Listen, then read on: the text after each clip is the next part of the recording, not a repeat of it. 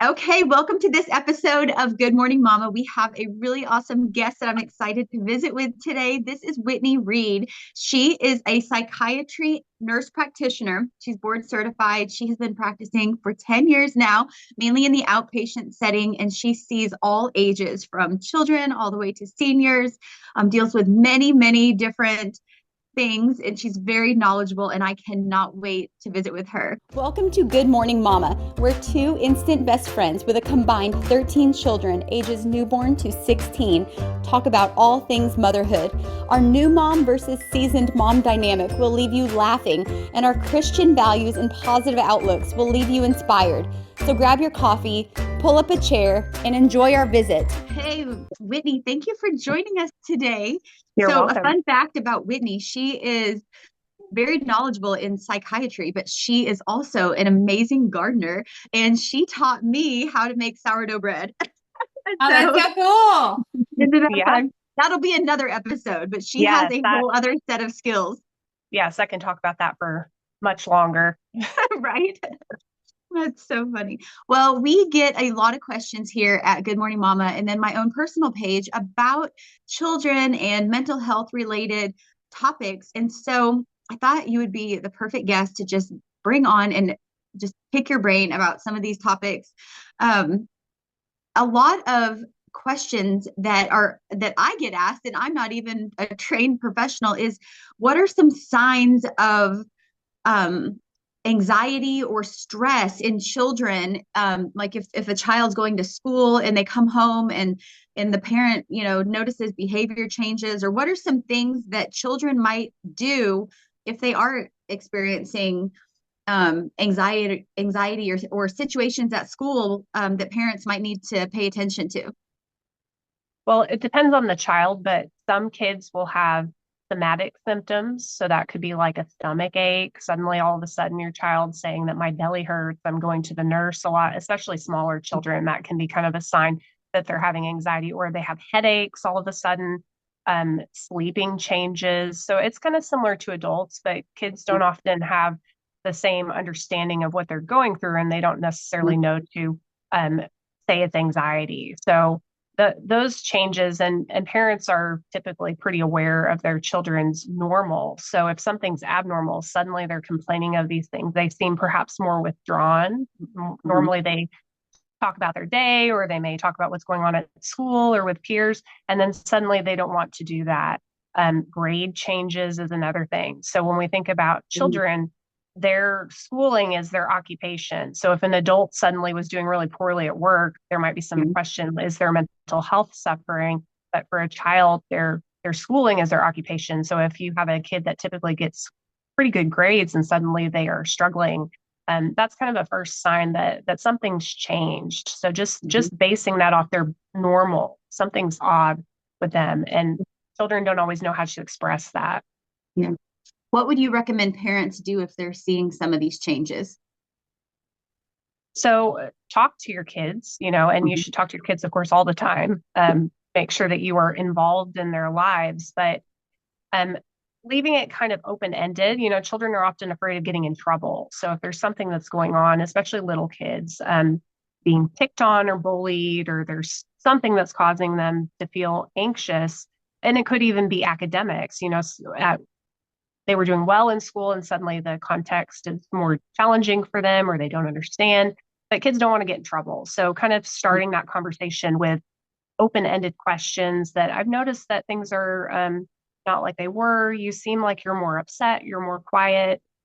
Can we talk about this? Is there something that is upsetting you? But often you'll get kind of yes or no answers. So you have to kind of modify your questioning to be a little bit more open.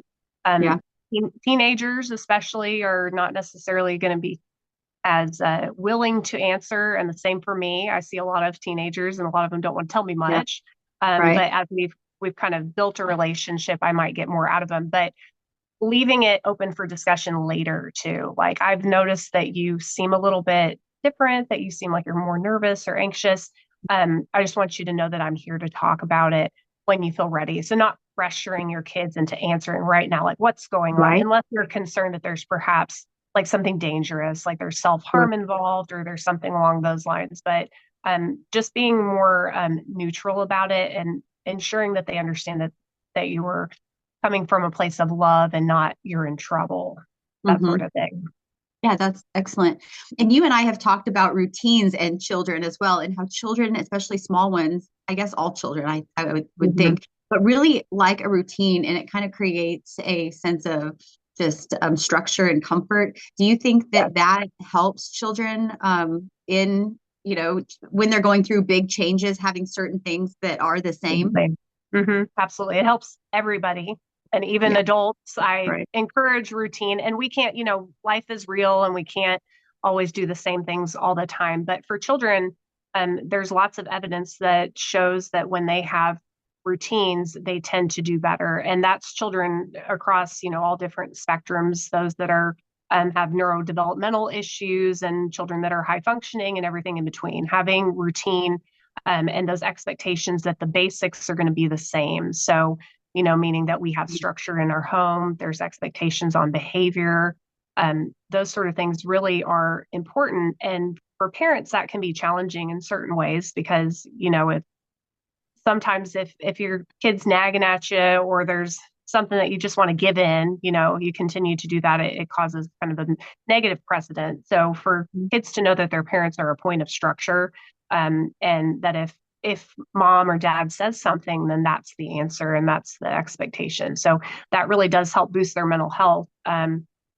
Certain day-to-day activities like that we eat our meals at a certain time, and that can't always be the same. Sometimes stuff, you've got sports or trips or whatever, but if you pay attention to even fun changes in routine, you still kind of struggle afterwards, right? Like if you go on a trip or something is, different or exciting, yes, we had a good time, but it might take a little bit to kind of get back into that routine. So those things are very important for everyone's mental health, and it keeps the family running better to have those expectations of routine. But for very small children, it's a matter of trusting their caregivers that they have these expectations that I'm going to be safe with my parents or my caregiver and my family, and my needs have been met. So in the basic sense, that's what routine provides, is a sense of safety, which kids need. They need somewhere to go. Life is tough, especially now. Things are a lot different than when we were kids, certainly. So they need to have that safety net, and having routine is part of that, certainly. Let's talk about that a little bit. Have you seen in your patients or your experience negative effects of technology, social media, and just pressures of kids today just having access to technology and just everything that's just so fast paced and different, like we said nowadays? Like what have you seen in your practice, and what would you recommend to parents navigating all of that? Because that's new territory for all parents.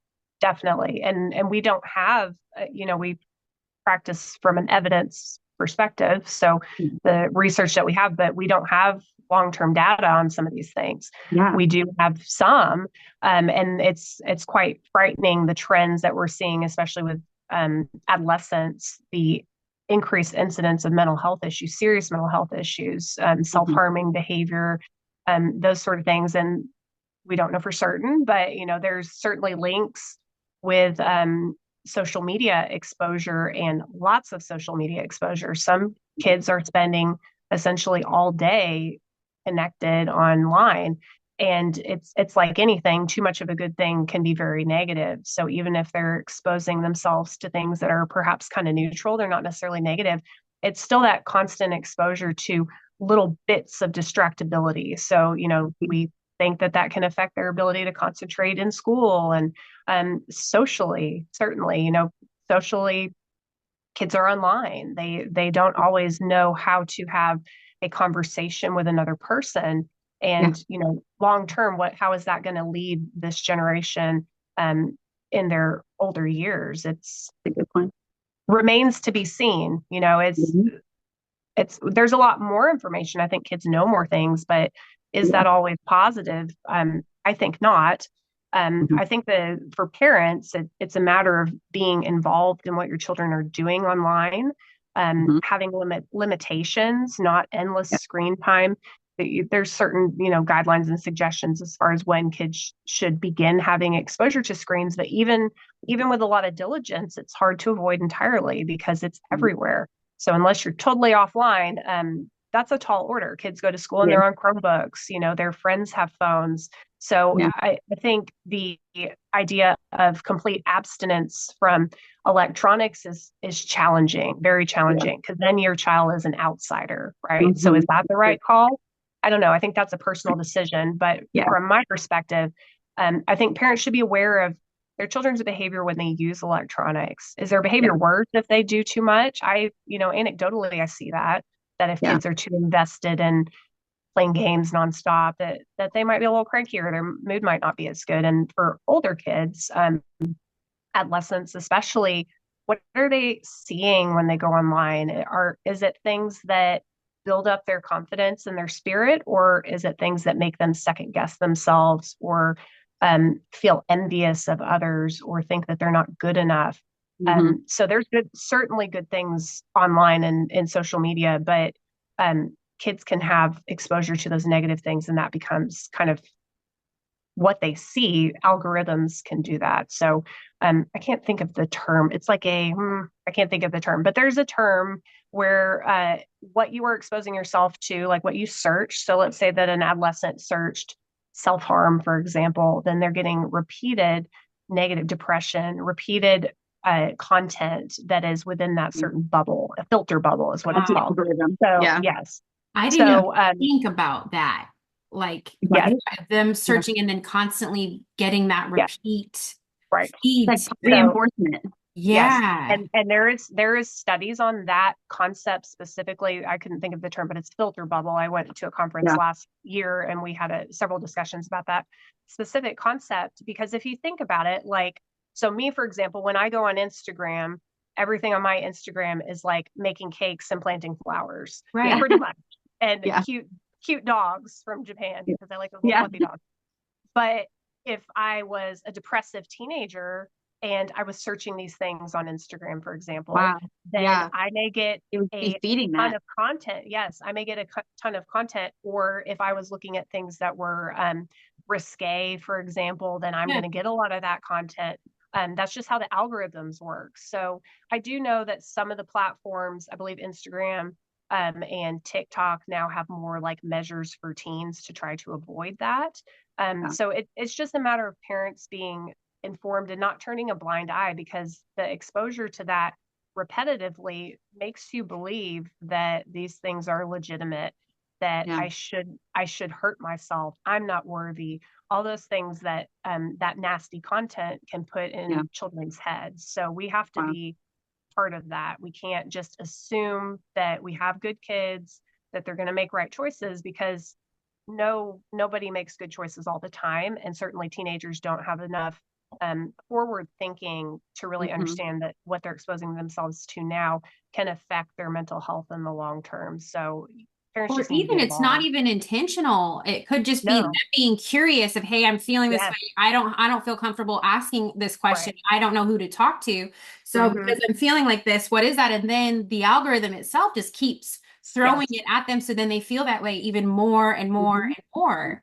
Which is something I never even considered. I thought, okay, these are kind of the parameters of making sure that they're not following risque things. I have parental controls on them not being able to access certain websites. That's kind of what I thought was somewhat of the extent, making sure they don't have vault apps and all of this. But I didn't even consider how certain searches could affect their algorithm, because even like on Good Morning Mama versus Abundant Management versus Kaya and Cash. So we have multiple social medias, right? And there's certain content that we have for each of those. So on Kaya and Cash and Good Morning Mama, because I'm searching and sharing all mom related items, that's the algorithm. But on Abundant Management, we're doing all business stuff. So we have business motivation, and that's my whole For You page. I didn't even think about, if I was looking up, what do certain things mean, or certain ideations or certain things. I never thought about that affecting my algorithm. That's crazy. So what are some practical ways that we can, like, just talking to our teens? Are there ways that we can search? So as far, if I would say just being open with your kids, and not all kids are willing to talk to their parents. And obviously there's different dynamics, different home dynamics. Some children have two households that they go to, and they may go to a different parent's home, and the rules are different. So, the best thing you can do is try to have an open line of communication. And again, try to remain neutral. These are very tense topics, and we want our children to be safe. And that's kind of the number one thing. So it's just having that open dialogue with your kids that, hey, I understand that you want to be on social media, but I want you to be doing things that are safe. I noticed that, you've searched a lot about depression, for example. Let's talk about that. If that's something that is on your mind, or you think you might have depression, what about seeing a therapist? Is that something that you think might help you? So not being in the dark about it, but not being overbearing, I think is the difference. Because if parents kind of take that overbearing approach, teenagers especially tend to retract, and then they tend to perhaps sneak around, and they can do that often. We can't cover everything, but just having a more neutral approach to it, that I'm not here to get you in trouble. I'm not here to be on your case all the time, but I want you to be doing things that are healthy for your development. And those things are not healthy. Being interested in learning more about depression, perhaps, if you think you have depression, is fine. But the problem is some of those content creators are exacerbating it with their content. So it's not a matter of, there are many content creators that are there to improve mental health. So in other words, like techniques for coping with anxiety, or education. There's lots of that out there, but that's not really what I'm referring to. I'm referring to content that is meant to be negative.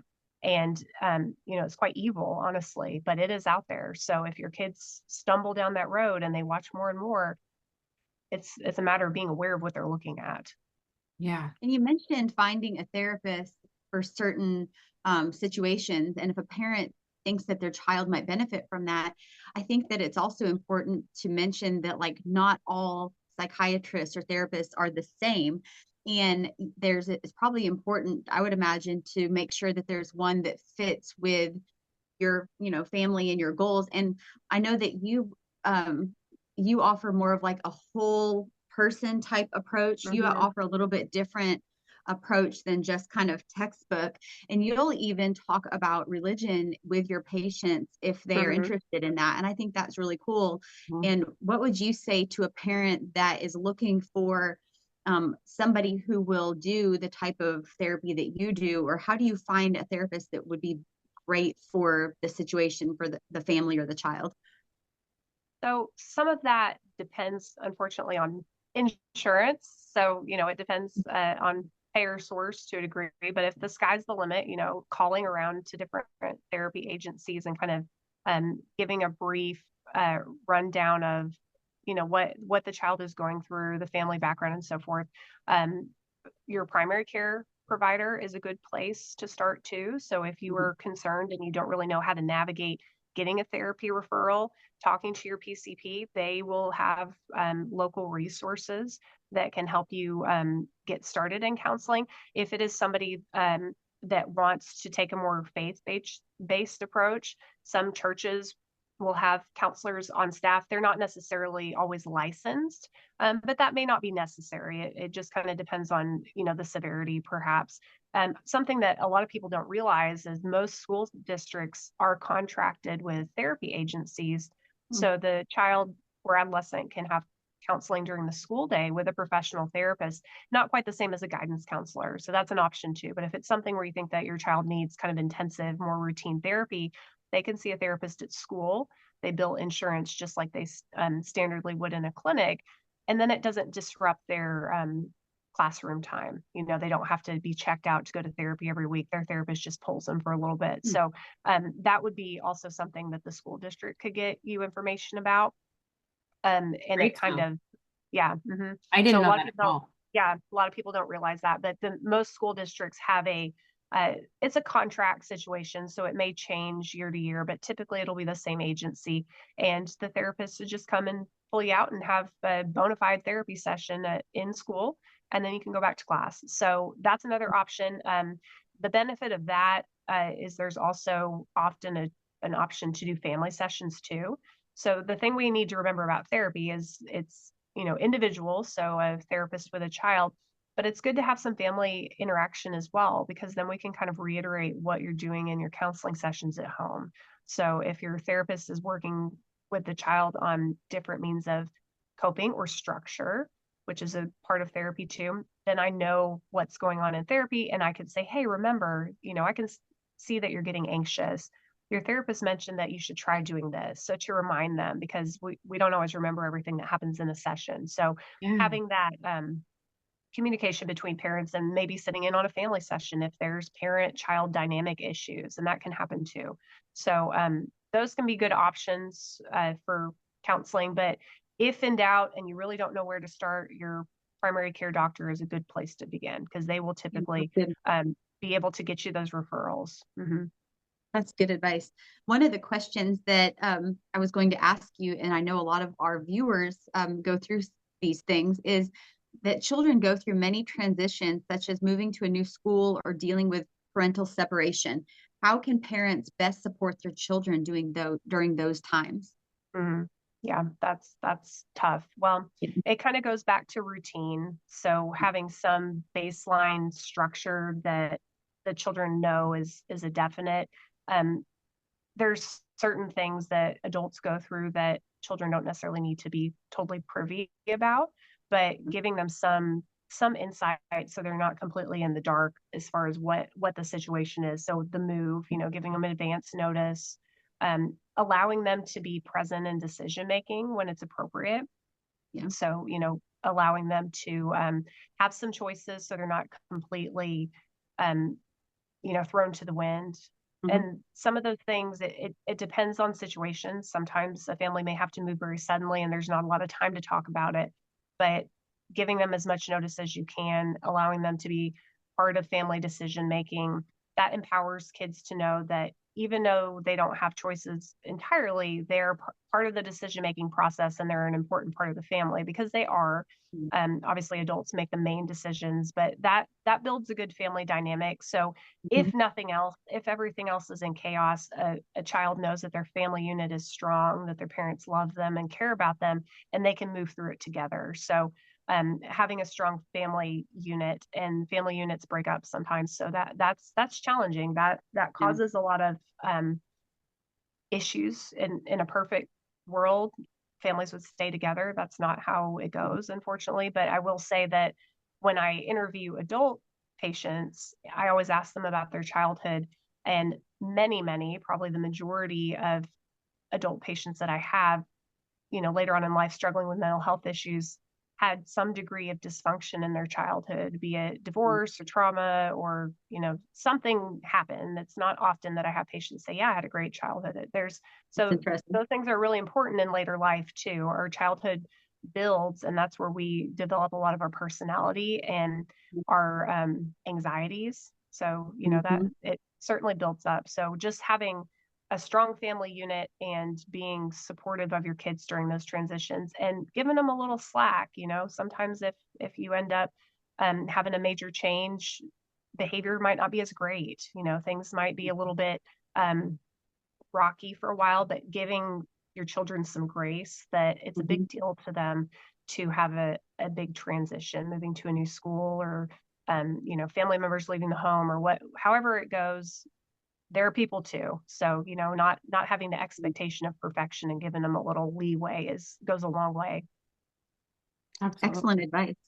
What advice would you give to parents in relation to their children's mental health for practicing their own self-care strategies for their own mental health and dealing with all of this? Like, how can a parent work on their own, health? Oh, I see. Yeah. Well, I mean, ideally we would model for our children, right? So that would mean practicing healthy habits, and that really is a foundation. So if we think about our hierarchy of needs, we're eating well, we stay hydrated, we sleep good, we have structure in our lives, we have good connections with other people, we take time for ourselves, and life changes. There's different stages of life, and we can't do it all at all times. So I think just being a good model to your children, that they see you in periods of adversity and how you respond, um, and get back to basics. So sometimes that's what we have to do if we've got a lot of strain on our mental health, is that we have to think about the basic things that have to be present in order to be a healthy person. So I'm a big proponent of sleep, especially that for adults, they may not put sleep last, and if you don't sleep well, it's going to make everything more difficult. And that kind of circles back to the electronic issue. I have many children that struggle with insomnia because, and adults, I won't just say children, adults too. And it is simply a matter of having poor sleep hygiene, which is like physical hygiene. You washing your hair, you brushing your teeth. These are things that we don't think about. But when it comes to your sleeping routine, that you're up on your phone all night, or you're, keep the TV on, or your bedtime's very erratic, or, your room's too hot. There's all these different things that we don't really think about. And then we wonder, well, why am I not sleeping well? And then it becomes a pattern of poor sleep hygiene. So, parents can model that as well, but kids really have to stay away from electronics at night, because it wrecks their sleep and then it causes problems during the day. But parents modeling good sleep, and I've certainly been guilty of that myself. And sometimes you don't get to sleep good because you have a little baby or different reasons, but we have to take time for rest. Healthy like me. Yeah. 3 years. Yeah, exactly. So you just do the best you can, but you have to rest, and you may not get to sleep, but you got to take rest in other means. So putting a focus on that. And we live in such a driven go society that we don't talk about rest very much, but rest is so important for our health. We could do a whole other podcast on that topic. I think that's a great. Absolutely. Yes. And I am very type A, and I want things a certain way, but I've had to allow myself time to rest, and that allows me to be more productive. But that was a hard thing for me to learn. So I think for my daughter, she's seen me in the past being, overly productive, too busy all the time, not taking time for leisure. And that's kind of been negative in some ways. So I have to kind of take some introspection, that allowing myself to rest and take some time off does help her too, because she doesn't feel like she has to be that way all the time. Right. So, we're modeling for our children. Our children look up to us, and what we do, even small things that you may not pay attention to, they're watching. So when it comes to our own mental health, we have to make that a focus. And it's kind of cliche, but you can't pour from an empty cup, right? So that's something we've all heard, but it is true. So if you are struggling, you're not eating well, you're not resting well, you're overly stressed, you're not taking time for yourself, then it's going to bleed into caring for your children, and they're going to see that. So we have to be, it's kind of there's a bit of a trickle down there. So, certain things take priority, and when those things are strong and healthy, then your children see that, and they also will benefit. So taking time for ourselves, and it's hard to do that as mothers, especially because it's always, looking for somebody else. But even if it's just a 30-minute rest that you get, that should be kind of a sacred time, to have that time for yourself to unwind and do that self-care, as cliche. We all talk about self-care, but it really makes a difference. It's vital. Honestly, it really is. Right. I mean, self-care is not selfish. And I like that you said that, because it's definitely, as moms, we need to give ourselves permission to take it. But I think that by you pointing out that our children are watching us, and so what do we want them to be in 30 years? If we're run ragged, do we want them to be run ragged as well? Right. So what we're modeling, they will ultimately typically follow in that step path. So if we take the time to rest and model that for them, they most likely will as adults. Is that right? Absolutely. Yeah. And kind of the same way as we address stress, how they see us addressing stress. So as far as anxiety, a lot of people, it's a bit hereditary, because if somebody grew up in an anxious household where they had family members that were always worrying and talking about negative things and ruminating, and that's just something that they were exposed to, naturally your brain goes in that same direction. So that, if you have a parent that perhaps you struggle with anxiety yourself, paying attention to how you act around your children makes a difference too. Because if your children see you and hear you talking about anxiety provoking things all the time, they're going to tend to be anxious too. So having a little self-reflection in that, and certainly nobody's perfect, and sometimes you do have to mention things that are anxiety provoking around your children, but paying attention to your behavior is really important, because kids feed off that, and anxious parents can make anxious children, certainly. Yeah. So if you are struggling yourself, get some help. There's lots of ways to get therapy, or cycle comes to mind. Yeah. Totally. Yes, absolutely. So don't be afraid to, and it goes from the same thing of not pouring from that empty cup, that if you're struggling with your mental health, do something about it, seek out some counseling. There's lots of different ways to do that. There's even some online platforms that are okay if that's all you can manage to do, and you don't have the time to go in person. Then doing some sessions online might help, just to educate yourself a little bit. Your primary care provider is a good place, again, to start with that. But if an adult is struggling with their mental health, addressing it will then thereby help your kids too, because they see how you struggle and they'll feed off that. So it's really important for the whole household. We're coming to the end of our time, but I wanted to talk about one more topic, because I feel that I've seen it play out in my own children's lives, and I think it's very important to talk about. And I bet you have seen this in your practice as well. How important are peer groups and the influence that our peers have on our children? And what advice would you give to parents if you're noticing behavior changes as your children are around different peer groups? Yeah, that's challenging, but birds of a feather. If you are amongst people that are making positive choices, then you tend to go that direction.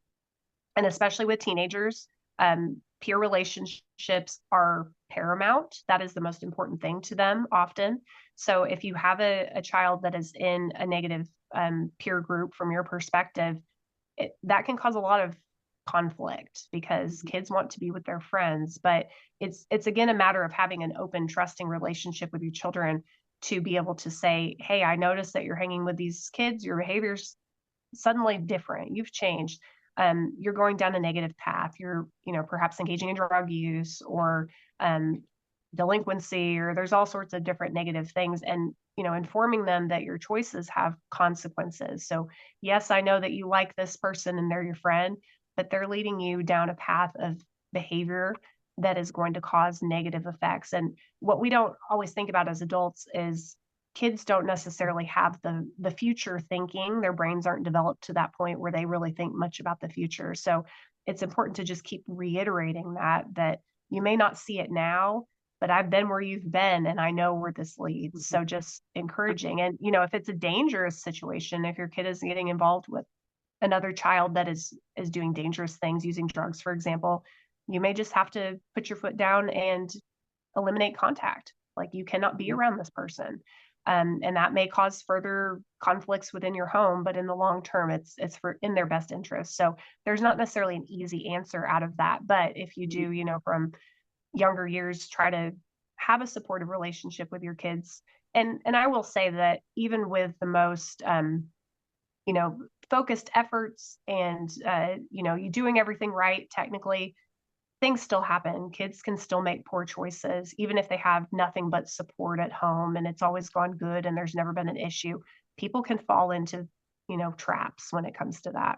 So, sometimes you just have to take it day by day, but don't be afraid to cut contact. You might get backlash from your kid, but they'll thank you later. And I think it's true that the flip side as well, like when a child is hanging out with peer groups that encourage them and are just like wonderful influences, you notice that very good characteristics start coming with your child. Absolutely. And it's just really neat to see, and it just builds on each other. And right. I think that the flip side of that is really cool to see too. Yes, most definitely. And planting that idea that you are who you associate with. We are independent people, but we are also people that require community and social interaction, and you will become like those around you. You're an Poor individual. Chelsea. Yeah. But God, I was just thinking in my head that I've even become a better person since being with Carla Bradley every day. well, it's true. It's true. Right. It's true because we I do mean, I was pick up. already perfect, Whitney. Let's be honest. It was Right. absolutely, I mean, there was nothing Right. wrong. But we do, yeah, we pick up characteristics of people that we better, you see something that you admire about somebody else, and that's what it should be, right? Like I admire Carla's patience, for example, with her Right. children. Like she is way more laid back than I'll ever be, but I absolutely admire that about her, that she can just be and she's okay with it. So that's something, perhaps I see in myself that I'd like to better, for example. But Yeah. our I peer have 10 relationships kids. as adolescents, it's the same thing. So you want to encourage your kids to be around people that you admire, Yeah. that are doing things that are healthy and not things that are negative, Right. because you'll tend to be negative I Yeah. keep thinking of different topics, and I keep saying we're about to the end of our time, but I want to say one more thing. What advice would you give to one of our moms watching who has a very dysfunctional cycle of family, whatever it is, just family dysfunction, but she Mhm. wants something better and different for her own family? What advice would you give her to break that cycle and to say, I'm not the generations before me. I Right. want to do different. How does she do that? So in that case, I would suggest professional therapy. Mhm. Because, and even if so therapy doesn't have to be indefinitely, even going to, 6 months worth of therapy may be enough to have a better idea of where this came from, what went wrong, and what I can do to change. So that would be the best advice, because I can't, every situation is different, but having a outside biased professional assessment of where this is coming from really helps empower people, because if you understand the why, then you can see it in action and you can say, wait a minute, I'm falling back into these old patterns that I know are negative, but that's just natural for me to think in this way or to behave in this way. So Mhm. that's kind of how classic psychotherapy breaks down those cognitions and then therefore your behaviors to allow you to make smarter choices to reach those goals. So that would be my starting point, would be um, trying to do some counseling, getting with somebody that you have a good connection with. And on that same vein, sometimes people will get with a therapist that they don't click with. Yeah.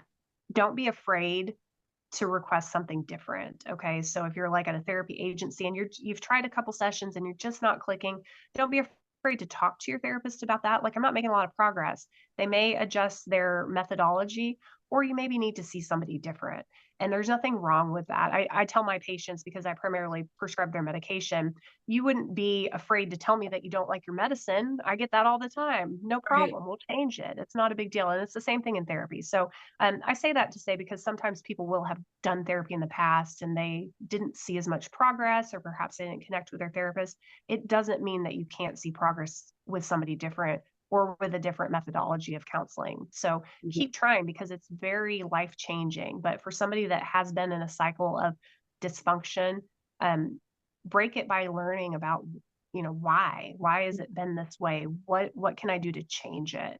Two books that I read that were really good for that, and I wonder if what your insight is on them, but It Didn't Start With Me Mm-hmm. and Child of um emotionally and not emotionally intelligent, but it was emotionally immature parents, was life Mm-hmm. changing for me. And then I went to therapy and I was Mm-hmm. able to really address some cycle issues that Yeah. I that didn't even I can realize it didn't even start with my parents or my parents' parents, but it was generational, and it kind of just Yep. went through, and this is how things are done and this is how we communicate and those kinds of things, which was crazy to me. And on the same thing that you were talking about, there's multiple opportunities for people to get therapy. It's not just paid, right? There are some therapists that do it on a sliding scale. So Yes. financially, maybe you don't have Yep. insurance, you don't have the ability. Yes. Locally, there are just like there are legal aid clinics, right? There's Correct. Yes. And there's something else to look into, depending on your income. Certain therapy agencies, for example, I work in a community mental health agency. So we have grant funding from the state to provide free services to those that do not have insurance.